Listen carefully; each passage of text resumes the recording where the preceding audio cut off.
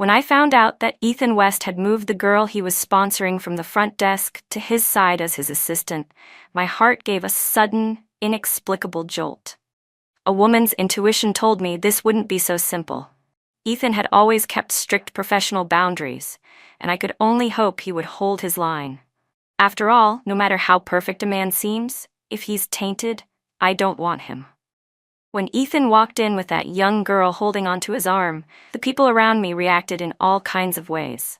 Those close to me had worry and pity in their eyes, while the ones who weren't so close looked on with open curiosity and thinly veiled schadenfreude. I smoothed away my smile, nodded to everyone, and offered a brief apology before stepping aside. I hadn't gone far when the whispers rose behind me. Wasn't Mr. West supposed to be madly in love with his wife, Rachel Grant? Weren't they the model couple? Maybe all that devotion is just for show. How much love can there really be in a high society marriage? This is humiliating.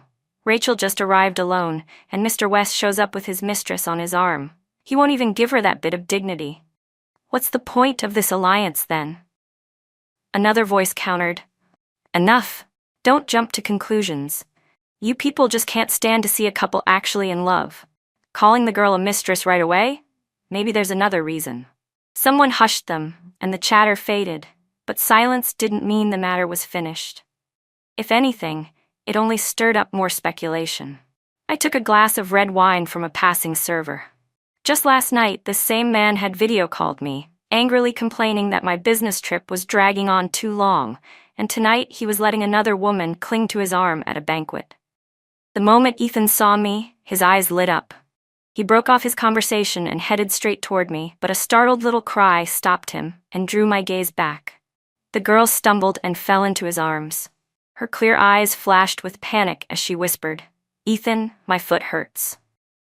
She looked so pure yet fragile that it easily tugged at anyone's protective instinct. I stopped and smiled faintly as I watched them. Ethan immediately set her upright and then strode toward me. "Rachel, you're back early.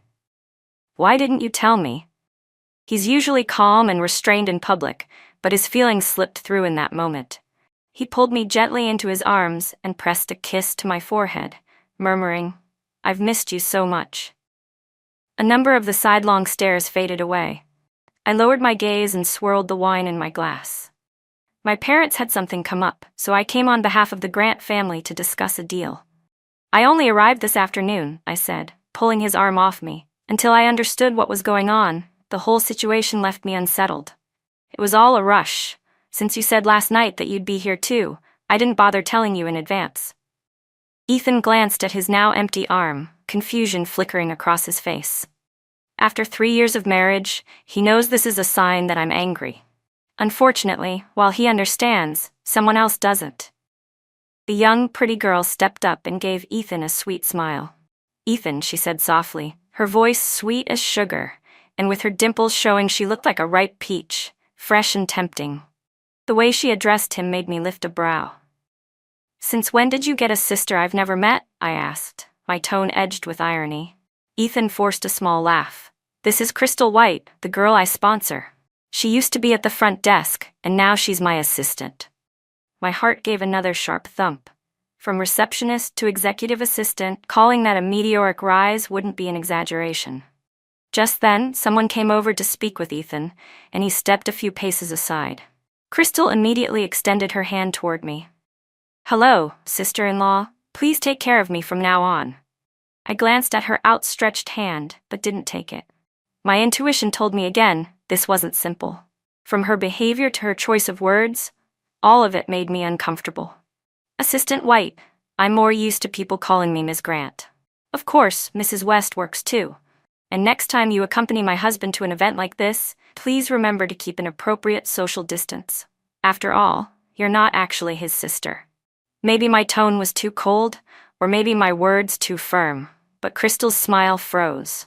The poise she'd shown moments ago vanished, and she hurriedly explained, her voice flustered. "I'm sorry, sister-in-law, Miss Grant. I didn't mean to hold on to Ethan's arm. It's just that I twisted my ankle when I got out of the car. That's why I had to hold on to Ethan's arm. Please don't misunderstand us," Crystal White said softly. "Please don't misunderstand us."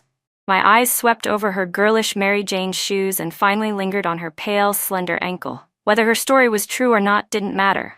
What angered me was Ethan's attitude. It was he who allowed her to cross the line. When Ethan came back, Crystal's eyes instantly reddened. She stepped forward and apologized. "Ethan, I'm sorry. You originally wanted to bring me here to broaden my horizons, but I've been such a disappointment, hurting my foot. I didn't know Miss Grant minded me being by your side. I'll just sit alone in the corner and rest. Once the event is over, we can go back together." Ethan didn't notice anything wrong. He glanced at me and quietly asked my opinion. I gave a small nod, and he told her, "No need to wait for us. I'll have the driver take you home first." Crystal froze. "Ethan?" she whispered, clearly unsettled by his arrangement. But what grated on me even more was the way she kept calling him Ethan in that cloying tone. "Just call him Mr. West," I said flatly. "Otherwise it feels awkward to me, like I've suddenly gained a little sister I never knew." Crystal looked at me, then back at Ethan. Finally, she bit her lip and said hesitantly, "But I've always called him that in private. Changing now feels so unnatural." My heart sank instantly. After 3 years of marriage, I thought I knew Ethan well. He came from privilege, rose quickly at a young age, and to establish authority, he always carried himself as aloof and restrained. At work, he was even more strict about boundaries. Yet now he was breaking his own principles over an assistant. Even someone as slow to catch on as Ethan could feel the tension rising between us. Seeing the hopeful look in Crystal's eyes, his brows drew together slightly before he finally said in a detached voice, "You're right, it's not appropriate. From today, change the way you address me." The words had barely left his mouth when Crystal's tears fell one by one onto the floor. She forced a shaky nod. "Yes, Mr. West." Her voice trembled with sobs and grievance. I couldn't help but wonder. Ethan's assistants had always been sharp and capable. How had he suddenly gotten used to someone so fragile and pitiful? So when Crystal left, I asked him directly. He only smiled indulgently, brushing a stray strand of hair from my forehead. "She's the little girl I sponsored one-on-one at the orphanage years ago. Our relationship is different. She just graduated. She's still young. And Rachel, don't label people so easily. White Lotus isn't a very kind term." I rolled my eyes, ungraceful on purpose. "What's wrong with you today? Why are you so quick to defend her? Isn't absence supposed to make the heart grow fonder? I don't see you looking very happy to see me." I had been provoked by a woman with hidden motives and managed to hold back my anger. That was already more than enough restraint, but I didn't bother to explain that to him. "This is the first time you've let another woman hold your hand," I said coldly. "I don't want there to be a second." Ethan chuckled. "So you're jealous? Don't worry, today was an exception. What I have with her is nothing more than a pure working relationship." He knew I wasn't happy. He probably thought I was overreacting, but he never criticized me outright. That was the unspoken rule between us. We don't argue in public. Whatever issues we have, we resolve them at home. From the outside, our marriage looked like an alliance between two powerful families. But in truth, Ethan and I had fallen in love freely. From the moment we first met, we were drawn to each other, and after 2 sweet years together, we walked into marriage hand in hand. Friends used to tease that Ethan was calm while I was bold, saying we balanced each other perfectly, a match made in heaven.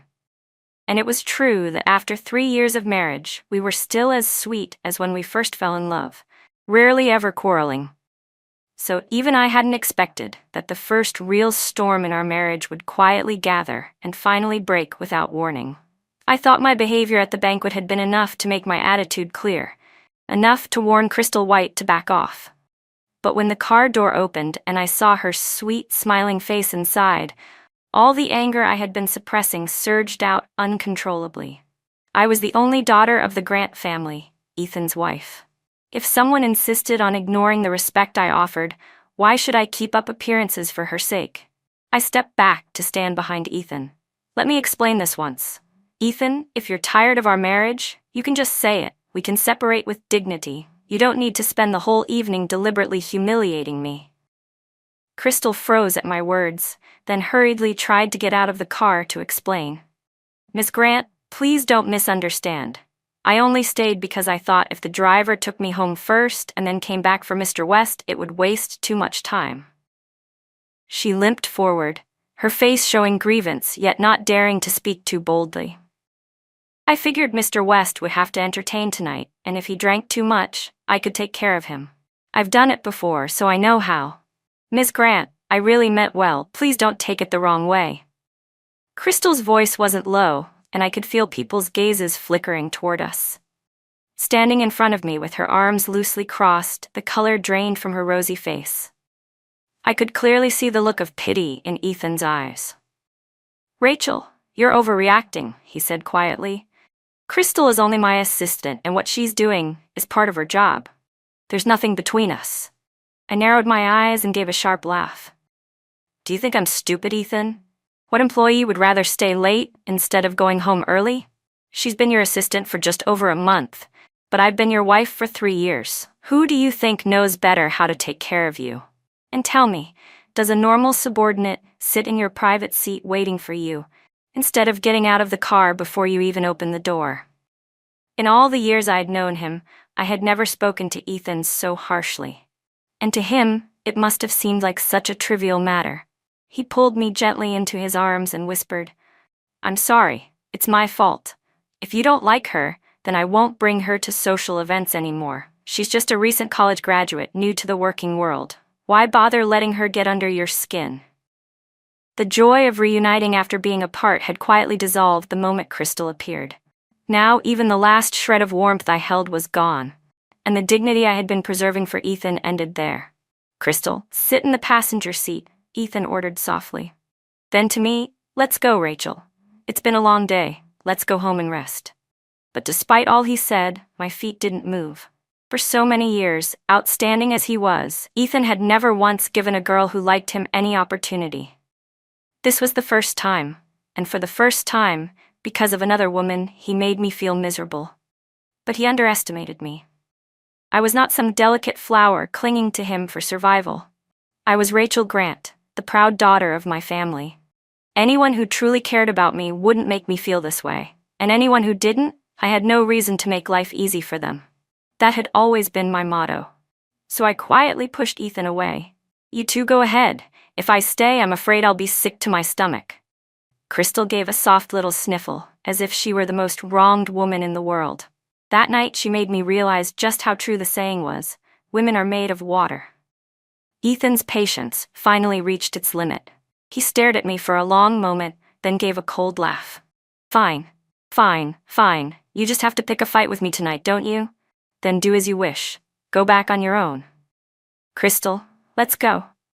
Before getting into the car, Crystal turned her back toward Ethan and gave him the brightest smile she'd shown all evening since I arrived, but she didn't dare sit by his side in front of me. Instead, she slipped into the passenger seat. I stood there watching as the car drove off into the night. I let out a slow, steady breath. It seemed this marriage was heading toward its end. On the ride home, my phone rang. I stared at the screen for a moment, but in the end didn't answer. The ringing stopped, but then came a string of WeChat notifications. Where are you? Why can't I see you? I told Crystal to go back on her own. I came back to pick you up. Rachel, even if you're upset, there's a limit. Answer me. So he had cooled down, finally realizing he'd gone too far. I switched my phone to silent and closed my eyes. That night, Ethan and I fell into a cold war, just as I had expected. Some people usually hold very firm boundaries, but once they let someone step across, in their heart, they've already accepted that person as one of their own. Ethan already knew Crystal White. He had sponsored her for years, and she was trying with all her might to root herself in this city. We both knew that West Corporation was not her best choice. The real reason she stayed was Ethan. I could see it in her eyes. Her feelings for him were not just admiration, but gratitude, longing, and worship. So Ethan thought I was the one tainting their so-called pure bond by turning it into something romantic. But he forgot. Love only needs the faintest spark of attraction to take root. And Ethan, being such an exceptional man in every respect, was only fooling himself by pretending his closeness with Crystal was innocent. This was never really a battle between Crystal and me. It was between Ethan and me. And if our marriage was to continue, One of us had to compromise. In the end, Ethan was the one who relented first, inviting me to dinner. When I left for the dinner, Ethan was still in a meeting. I decided to wait in his office. I hadn't been sitting long before people started coming and going. After a while, I sighed, set down my phone, and said, "All right, Zoe, just say it. You and the other girls from the secretary's office have been coming in one after another. What exactly do you all want to ask?" Ethan's secretaries were all young. Unlike Ethan, I wasn't so reserved, and once they got to know me, they weren't as intimidated as they were around him. Zoe grinned and said, "Mrs. West, I'll just ask on behalf of the others, all right? We heard Mr. West's personal assistant is his childhood sweetheart, and their relationship is, well, not entirely ordinary." I couldn't help but laugh. "Childhood sweetheart? You mean Crystal White? Who told you that?" Then it struck me. Come to think of it, I haven't seen her. Doesn't she usually work with you all? "She did," Zoe replied, "but a few days ago she was transferred to planning. And there's a rumor in the company, it's because you didn't want any woman too beautiful working right beside Mr. West." I gave Zoe a deliberate once-over. With her striking looks and elegant figure, I arched a brow and asked, "So do you think you're not a woman, or just not as pretty as she is?" Zoe's gossipy expression vanished. She straightened her back, her whole posture screaming, "I'm the most beautiful woman alive." Then she realized and laughed at herself. "True enough. I've been working at Mr. West's side for over 3 years, and you've never had me transferred. So what was the real reason?" I knew Zoe's personality. She looked every inch the capable career woman, and she really was efficient, but she also loved gossip. If I didn't satisfy her curiosity, she'd probably find excuses to come in 10 more times today. First of all, Crystal was just a student Mr. West sponsored. Second, she was transferred because she let certain thoughts cross her mind that she shouldn't have. I paused, then added, "You're smart. You know how to read between the lines. That's enough." Zoe nodded quickly. "Got it. Thank you, Mrs. West, for clearing things up. Don't worry, if there's any new development, I'll make sure you're the first to know." I shook my head with a laugh. Zoe loved to play the clown sometimes. I honestly didn't know how Ethan had tolerated her chatter for so long. Dinner that night went smoothly. Ethan made his position clear, and I understood it. In turn, I had to respond, and I decided to let the matter go for now. After all, Ethan hadn't actually cheated. I chose to give him another chance. But there were things that needed to be said, things that had to be made clear. "Ethan, I love you," I said softly. The hand holding his wine glass paused midair. He clearly hadn't expected me to say that so suddenly. But the premise of true love is that you love me too. Whether it's emotional or physical, the moment you cross that line, the only option left for us is divorce. Ethan sighed helplessly. "I won't, Rachel. I only feel sympathy for her." All I wanted was for Ethan to hold to his boundaries. After all, no matter how perfect a man may seem, if he is sullied, I won't want him anymore. Life between Ethan and me returned to normal, but for Crystal White, things became difficult. A person who doesn't have her heart in her work can't possibly show any ability. Back when she was in the secretary's office, though her title was assistant, all she handled were Ethan's personal matters. If she made a mistake, her colleagues would cover for her, or she would shed a few tears in front of Ethan and get away with it. But the planning department's work was complicated and tedious. With her unsettled mind and resentment, she messed up several tasks assigned by her supervisors. At first, everyone thought she was a relative of Mr. West's, so they tried to look after her. But once Zoe uncovered the truth for me, everyone suddenly realized they'd been fooled. These were all updates Zoe reported to me, but honestly, I didn't care. In my eyes, that was already in the past, and I had let it go. What mattered to me was never Crystal herself, but Ethan's attitude. The real turning point came on my birthday. I had thought that the storm stirred up by Crystal was already over. Later, I realized it had only been the rumbling of thunder before the downpour. And when the storm truly struck, it caught me completely off guard. By tradition, I always spent my birthday with close friends, gathering at a bar to celebrate. While I was still accepting their blessings, the sound of shouting broke out. Someone rushed over to tell me that Ethan was going crazy, fighting someone. For a moment, I thought they must have been mistaken.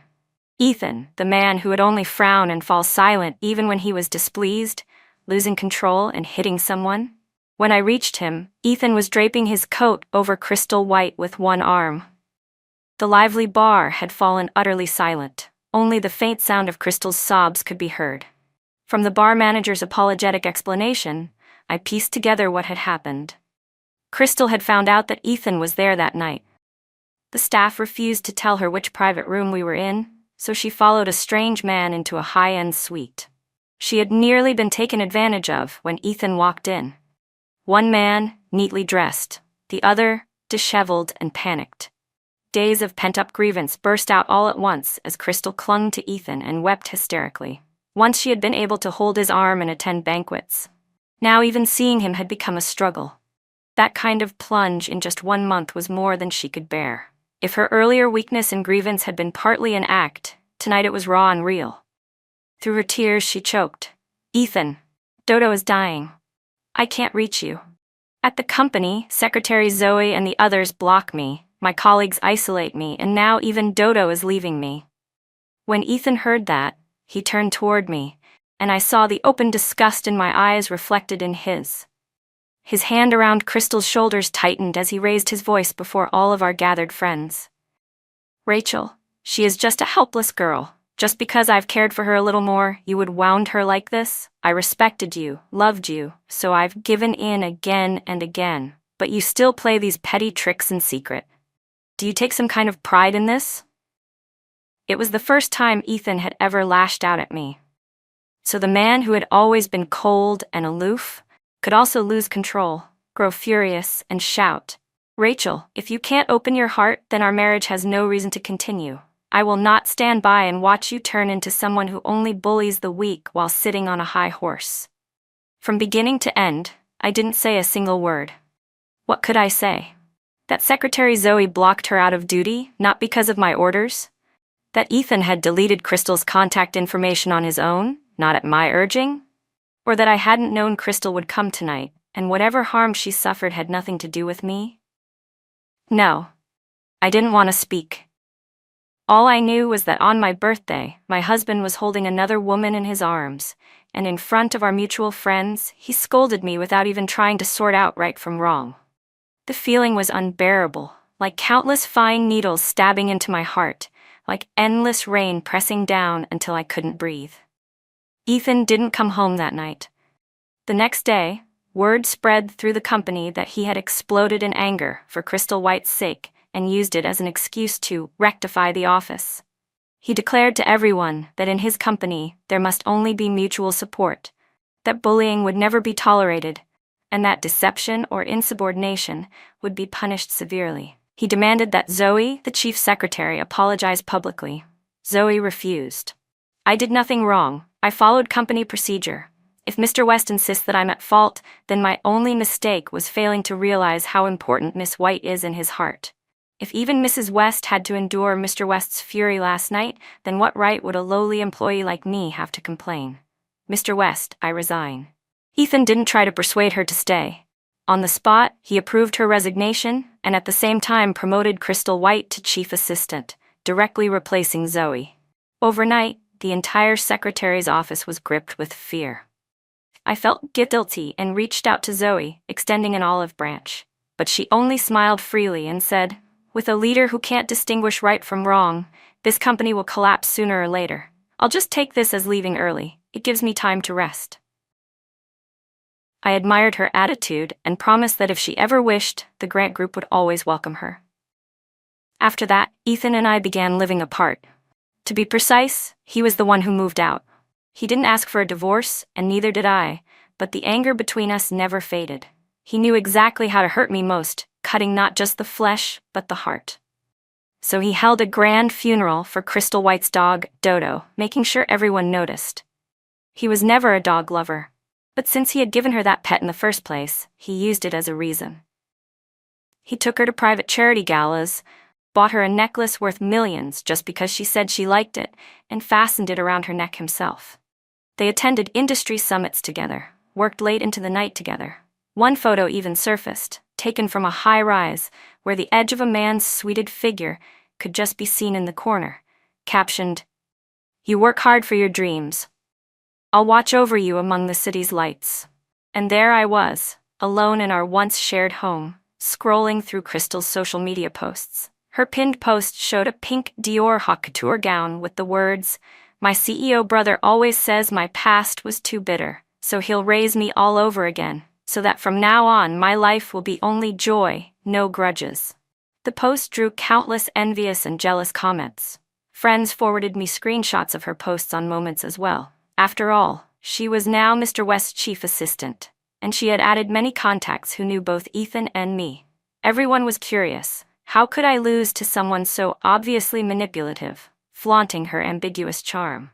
But in truth, there was no such thing as winning or losing. Love lasts only a moment. People's hearts change so easily. Casually, I sent the screenshots in Crystal's account to our PR department, instructing them to prepare a strategy. Ethan's favoritism toward Crystal was blatant, and she flaunted it as if desperate for the world to know. Naturally, the media swarmed. Scandals of the wealthy always attracted the most attention, especially since my wedding to Ethan had been dubbed the wedding of the century. Back then, after Ethan's father's scandal of publicly brawling with a mistress, West Corporation's PR department had spun our marriage into a love story to save the family's image. They had crafted Ethan into the perfect, devoted husband. A philandering father, a long-suffering mother, and a wife-loving son. That narrative had earned him hordes of female fans and even pushed the company's stock upward. But now, with that image shattered, curiosity exploded. Even my parents, who never paid attention to entertainment news, called to ask what was happening. I didn't say much. I only asked them, "If I divorce, will you support me?" There was silence on the other end of the line. Then my father's voice came, slow and steady. "Rachel, from childhood we taught you to be independent. Whether you decide to marry or to divorce, as long as it's the result of your own careful thought, you don't need our permission. Because letting you be yourself, that is the greatest love we can give you." In that moment, I suddenly remembered. In the beginning, my parents hadn't been very supportive of my marriage to Ethan. First, they wanted me to marry someone I truly loved, not enter into a political union. Second, the West family's reputation was poor. Generation after generation of men in power had been unfaithful, leaving behind countless illegitimate children. But in the end, my parents compromised because I loved Ethan. I once asked my father, precisely because Ethan's father was never faithful, because Ethan grew up in such an environment, shouldn't he treat love more seriously? He would never let his mother's tragedy happen to his wife. My father only shook his head and chuckled.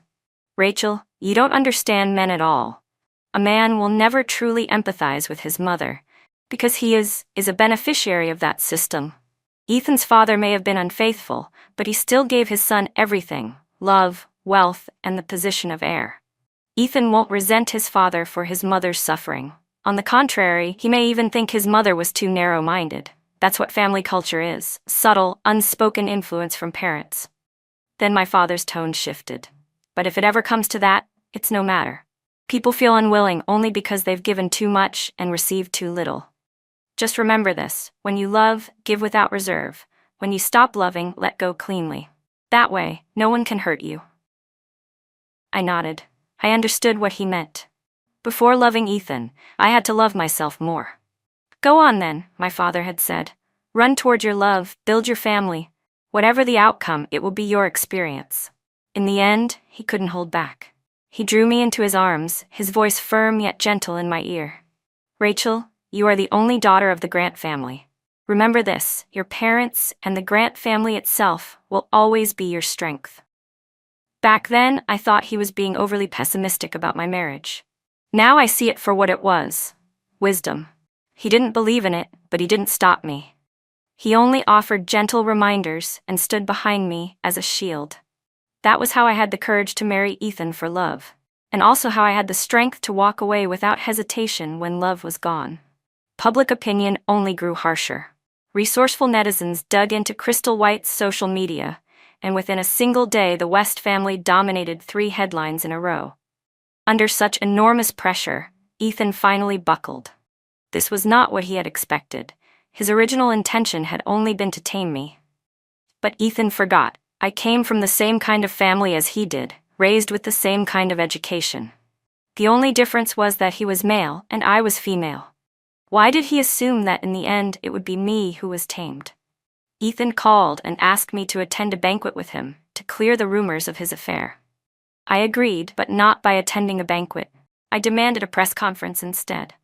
Our marriage had begun in grandeur. It should end just as dramatically. On the day of the press conference, Ethan came personally to pick me up. When he opened the passenger door, Crystal was already sitting there, smiling at me. "Hello, sister-in-law. I'll be accompanying you through the whole press conference today. If you have anything to instruct, feel free to tell me." Her words were polite, but she had no intention of getting out of the seat. I glanced at Ethan in the driver's seat. His face was stern, his lips pressed tight. This time, I didn't get angry. I quietly turned and got into the back seat. Crystal's gloating was plain, not even concealed. From time to time she turned back to speak to me, reminding me sweetly and cheerfully of details to watch out for at the conference. The timid, fragile girl she used to be was nowhere to be found. Clearly, Ethan had raised her well these past months. I closed my eyes to rest as soon as I got in, leaving her to grow bored and fall silent. The rest of the ride passed without a word. The press conference was straightforward. The host briefly explained that Ethan was there to clarify his relationship with Crystal White, and to declare publicly that our marriage was strong and unaffected. Next, it should have been my turn to say a few words praising Ethan, reinforcing his image as the perfect husband. But before I could open my mouth, Crystal White suddenly stepped onto the stage, announcing that she had a gift for Ethan. The big screen lit up, playing scenes of their first meeting at the orphanage. Then came their letters to each other, followed by text messages, intercut with moments of Ethan trying to keep her from feeling lonely, like giving her dodo, taking her on a graduation trip, and how she had worked so hard to close the gap between them until she could finally stand by his side. Ethan's eyes grew misty as he watched, while Crystal's tears streamed down her face. At first, everyone assumed it was simply a thank you video, but as it went on, the atmosphere shifted. Whispered murmurs began to ripple through the crowd. "Doesn't this feel more like a love diary than a gratitude video?" "Yeah, makes me wonder, does Ethan really love his wife? Rachel's not stupid. If the two of them were truly innocent, would he need to clear things up like this?" Sensing the mood souring, the host quickly redirected. "I've heard Mrs. West has also prepared a video for Mr. West. Why don't we play it now?" I smiled and nodded. My video wasn't as polished or picturesque as Crystal's. Some parts were even shaky, because most of it had been pieced together from surveillance footage. There were clips of Crystal holding Ethan's arm at a banquet, Ethan leaving me behind in the cold night while he drove off with her, Ethan getting into a fist fight over her, and Ethan holding her protectively while harshly rebuking me. Intercut were posts Crystal herself had uploaded to social media. 2 videos, the same protagonists, 2 entirely different emotions. Love and lack of love, it couldn't have been clearer. Silence fell across the room as the final clip played. Our wedding day 3 years ago. Ethan had held me tightly, confessing at the top of his lungs, "Rachel, I love you. This vow will never change for the rest of my life." I had laughed, teasing him. "And what if it does?" "Impossible," he had said. "Unless I die. Otherwise, I will always love you." That youthful passion had been so intense, so fiery. Now, compared to his recent indifference and coldness, it was nothing short of ironic. Ethan's eyes reddened instantly. He grabbed my hand as if only just remembering his love for me. His voice trembled. "Rachel, I'm sorry. I didn't know how painful it looked from your side. I only wanted you to learn a lesson. I didn't want you to become someone who bullies the weak. Crystal and I truly are innocent. I've never cheated." I pulled my hand free, lifted the microphone and said, "Cheating or not, everyone here can judge for themselves. On my birthday, you abandoned me and left me the laughingstock of our circle. On Mid-Autumn Festival, a night of reunion, you left me alone in an empty house while you took Crystal to your family estate to feel the warmth of home. You did everything with her that couples do, indulged all her public flaunting, and left me humiliated again and again. And now you tell me you didn't know. How could you not know? You just didn't care." No, it's not like that, Ethan stammered, his voice shaking. Rachel, it's just that she always cries because of you. I thought you'd become too strong, too frightening. You know I hate people who bully the weak most of all. I laughed bitterly. You always say I use power to bully others. But when I was the one suffering humiliation, where were you? Who is really bullying whom here? My heart had long been broken, my tears long since dried. Standing face to face with Ethan now, I felt an odd calm. My thoughts were clear, my voice crisp, every word carrying through the hall. I looked at Ethan, so handsome, so flawless in appearance, and felt a wave of disbelief. What a perfect man he seemed to be. But he was tainted. Ethan, I said steadily, let's divorce. Your love was too short, so short that before our life together even began, your love had already ended. With that, I turned to the gathered media and bowed deeply. Thank you all for coming. The crowd seemed to wake from a dream, breaking into thunderous applause. After all, a wife is still a wife, and no one wanted to see the legitimate one endlessly provoked by her husband and his mistress while she swallowed the insults in silence. Only Ethan couldn't accept it. To him, the news came too suddenly. Perhaps he had always believed that my silence on divorce meant I still loved him. How laughable, when in truth, I was only waiting for the right moment. From now on, there would no longer be two families standing side by side, but only one name that would dominate. Over the years, Ethan's image as the devoted husband had brought West Corporation enormous benefits, even leading them to open several product lines aimed at women. And now, I had simply turned that image against them. Why should all the profits go to shameless people? So I let Ethan's affection for Crystal grow cold, watched her flaunting unchecked, guided them into going too far, then used public opinion to turn the tide, landing a final, merciless blow. At the same time, I used the publicity to promote the Grant Group's signature women's line. After this battle, our sales soared. In contrast, West Corporation's stock plummeted, and their female-oriented products struggled miserably. Thanks to the media frenzy, Ethan's father's decades of scandalous behavior was dug up, dozens of illegitimate children exposed. Onlookers shook their heads in unison. As expected, rotten roots yield rotten fruit. Ethan was left scrambling, juggling board meetings while also guarding against his father's illegitimate offspring. After all, they now all had legal rights to inherit, standing as equals. In the past, old Mr. West had suppressed them, but it seemed now he had changed tactics, perhaps even grooming them to fight for shares.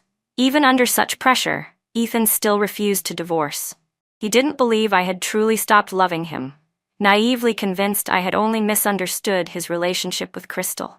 He dismissed her, hired a male assistant, and every day bombarded me with calls and texts of repentance. I grew tired of the harassment, blocked him, and filed for divorce. When Ethan found out, he drank himself nearly to death and collapsed at my doorstep. His eyes were bloodshot when he saw me. Rachel, he begged, please don't divorce me. We can live separately. I'll win you back. I've never loved Crystal. In my whole life, I've only ever loved you. Why is it that people never cherish what they have, but once they lose it, they suddenly long for it? Sadly, he was still standing in that place, while I had already walked far beyond it. Ethan, I said coldly, do you remember what I told you the first time you gave me the silent treatment over Crystal? That whether it's emotional or physical, once you cross the line, divorce is the only option. Mr. West, I don't want you anymore. Since you refuse to agree to a divorce settlement, then we'll see each other in court. I paused, my lips curling. And since you're always saying Crystal is the one who suffers, let me give you a gift. That so-called gift was a piece of surveillance footage from our home. It was the day after my birthday, when our relationship had reached a deadlock. To make Ethan realize his mistake, I had moved into an apartment and sent Crystal to pack up some clothes. But the girl who used to smile so sweetly was nowhere to be seen in the video. Instead, her face was full of ridicule. Miss Grant, I really don't get it. How can you endure this? You'd rather sit alone in an empty house than get a divorce? If I divorce, I sneered back, it's because I decide to. A third party like you has no right to comment. Crystal only laughed. Don't you know, these days the one who isn't loved is the real mistress. I let out a sharp, bitter laugh. What nonsense from the handbook of mistresses brainwashed you with that?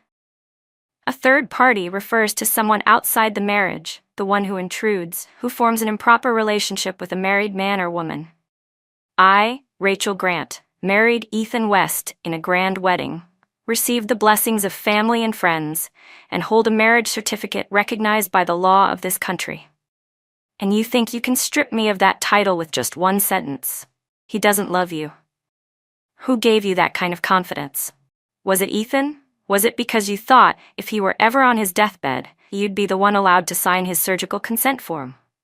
Or is it that if he died, you think you'd have the right to inherit his estate openly? I've never understood why women who covet another woman's husband always claim it's true love, then try to persuade the wife to divorce. If you want me to divorce, why not convince Ethan? As long as he says the word, I'll go to the registry that very same day. Or is it that under the guise of true love, what you're really doing is nothing more than cheap indulgence? Remember this. The reason you can still jump around in front of me today isn't because I'm afraid to deal with you, it's because you're not worth it. Crystal stood frozen, her back toward me, speechless. Then she fled in disgrace. That was the real Rachel Grant. Before, I had been blinded by Crystal's feigned weakness and had overlooked my own true strength. My eloquence had been honed long ago in round after round of college debate club matches. If I truly wanted to make someone squirm, I could do it with every word. After Crystal left, I broke down in tears. My expression hardened as I smashed every photo of Ethan and me in the house. In that moment, I knew we could never go back. Ethan finally agreed to a divorce settlement. To me, it was good news. After all, dragging things into court would be too disgraceful. I had already arranged the division of assets with professionals. Ethan had no objections. On the day we signed the divorce papers, Ethan apologized to me once more. I only smiled and waved a hand. You've said sorry too many times. I'm tired of hearing it. He gave a light, unburdened laugh. Then let me wish you a life where you'll never need to wrong yourself again. May you walk freely, treading flowers beneath your feet. As I stepped out of the civil office, divorce certificate in hand, the late afternoon sun spilled across the pavement, warm and dazzling. For the first time in a long time, I felt my shoulders lighten, as though the weight of years had finally slipped away. The whispers, the betrayals, the humiliation, they were all behind me now. Ethan had once been my whole world, the man I had vowed to love for life. But people change, love shifts, and promises fade. I realized too late that clinging to a man who no longer respected me was nothing but self-punishment. My father was right. The greatest love I could give was to myself. Crystal White could keep her illusions, and Ethan could keep his regrets. I would no longer be part of either of their stories. My story was mine alone to write. That evening, I returned to the Grant family home. My mother had prepared my favorite dishes, and my father poured me a glass of wine. Surrounded by warmth and familiarity, I finally understood. Love may bring joy, but family gives you roots. And my own strength would carry me the rest of the way. As the city lights flickered on outside the window, I smiled to myself. Marriage had not defeated me, it had taught me. Taught me when to fight, when to walk away, and above all, how to rise again. This was not an ending. It was only the beginning of the life I chose for myself. Epilogue. Ethan. I watched her walk out of my life with that thin piece of paper in her hand, the divorce certificate that marked the end of everything we once promised each other. The sunlight caught in her hair, and for a fleeting second, she looked just like the girl I had fallen in love with years ago, bright, fearless, untouchable. And then, she was gone. I thought love was something unshakable, something that could withstand my silence, my arrogance, my misplaced kindness towards someone else. I thought she would always wait for me, forgive me, bend for me. I was wrong. Rachel had given me chance after chance, more than I deserved. She had swallowed her pain in silence, endured humiliation in front of friends, and still believed in me longer than I had any right to expect. And what did I do? I broke her trust, mistook her dignity for pride, mistook her love for weakness. By the time I realized it, by the time I reached for her hand again, it was too late. Crystal was never the problem. I was. I let her cross the lines that should never have been crossed. I excused her tears while ignoring Rachel's. I told myself I was protecting the weak, but in truth, I was betraying the strongest person I had ever known. Now the home we built together is empty. The bed is cold, the walls echo with silence, and every corner reminds me of her laughter, her stubbornness, her love. People tell me time will dull the pain, but they don't understand. It isn't pain that haunts me most, it's regret. Rachel once asked me, "What if your love changes?" And I swore, never. Unless I die. But the truth is, it wasn't my love that died, it was hers. And that will be the wound I carry for the rest of my life.